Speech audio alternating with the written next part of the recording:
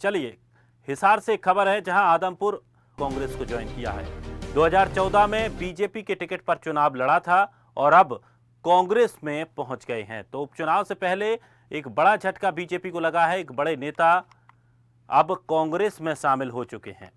2018 के चुनावों में बीजेपी के टिकट पर चुनाव लड़ चुके हैं। आदमपुर चुनाव से पहले बीजेपी को बड़ा झटका ये माना जा रहा है, जहां बीजेपी नेता कर्ण सिंह रानोलिया ने पार्टी छोड़ दी है। बीजेपी छोड़कर रानोलिया कांग्रेस में शामिल हो चुके हैं।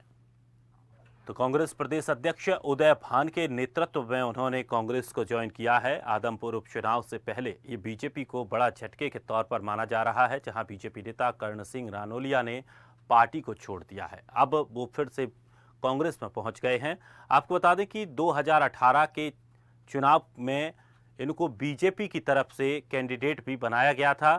तो अब आदमपुर उपचुनाव से पहले बीजेपी को ये बड़ा झटका उन्होंने दिया है, जहां बीजेपी नेता कर्ण सिंह रानोलिया पार्टी छोड़ चुके हैं।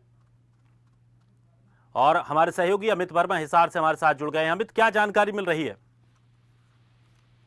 जैसे जैसे उपचुनाव का आदमपुर उपचुनाव नजदीक आता जा रहा है, वैसे वैसे सरगर्मियां बढ़ती जा रही है, जिसको लेकर लगातार बीजेपी पार्टी को लगातार झटके लग रहे हैं। और कल की बात की जाए तो इसमें कर्ण सिंह रानौलिया बीजेपी को छोड़कर अब कांग्रेस में शामिल हो गए। उससे पहले की बात की जाए तो वित्त मंत्री भी बीजेपी को छोड़कर कांग्रेस में शामिल हुए थे, जिसको लेकर लगातार जैसे कि उपचुनाव आ रहे हैं उसको देखकर यहाँ पर सरगर्मियां बढ़ती जा रही है। और यहाँ पर एक कर्ण सिंह रानौलिया का कांग्रेस में शामिल होना एक बीजेपी को झटका है, क्योंकि ये पीसी वर्ग से ये लगातार ये पीसी वर्ग के जो वोट है इसके अंदर में काफी आते हैं, क्योंकि जब चुनाव लड़ा गया था तो बीजेपी की तरफ से बीसी चुनाव के हिसाब से इसको टिकट दी गई थी। यहाँ पर बीसी की जो आरक्षित सीट है इसको लेकर यहाँ पर बीजेपी सरकार को बड़ा झटका लगा है। जी चलिए, शुक्रिया अमित तमाम जानकारी के लिए। तो बीजेपी छोड़कर कांग्रेस में रानोलिया शामिल हो गए हैं और उपचुनाव से पहले बीजेपी को एक बड़े झटके के तौर पर देखने को मिल रहा है।